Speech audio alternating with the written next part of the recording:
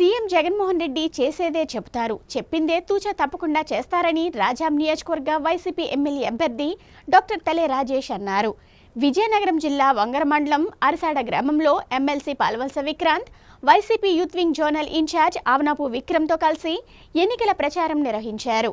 వచ్చే ఎన్నికలలో ఫ్యాన్ గుర్తుపై ఓటు వేసి వైఎస్ఆర్ కాంగ్రెస్ పార్టీ అభ్యర్థులను భారీ మెజార్టీతో గెలిపించాలని కోరారు.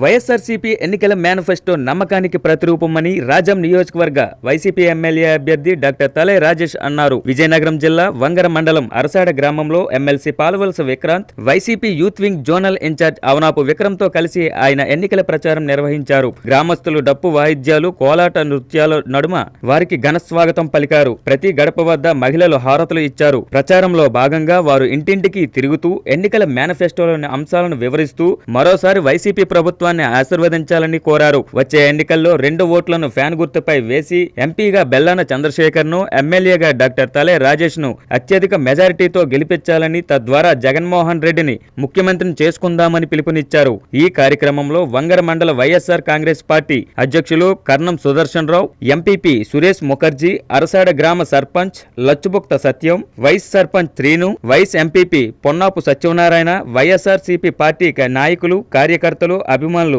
అధిక సంఖ్యలో పాల్గొన్నారు. రాజాంలో ఒక జన ప్రవాహం చూసాం. రాజాంలో అంత జన ప్రవాహం ఉండాలని ఏ రోజు మేము ఊహించలేదు.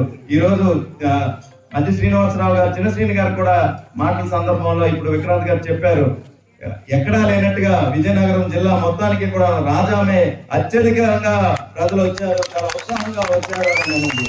ప్రజలు రావడం ఒక ఎత్తు, కార్యక్రమం మొదలైన దగ్గర నుండి పూర్తయ్యే వరకు కూడాను ఏ ఒక్క మనిషి కూడాను వెళ్ళిపోకుండా ఉండడం అనేదే గొప్ప విషయం. దీన్ని బట్టి మన రాజాంలో మన వైఎస్ఆర్ కాంగ్రెస్ పార్టీ ఎంత దృఢంగా ఉందనేది ఒక సంకేతం వెళ్ళింది. ఇది చూసిన మన ప్రత్యర్థులందరూ కూడా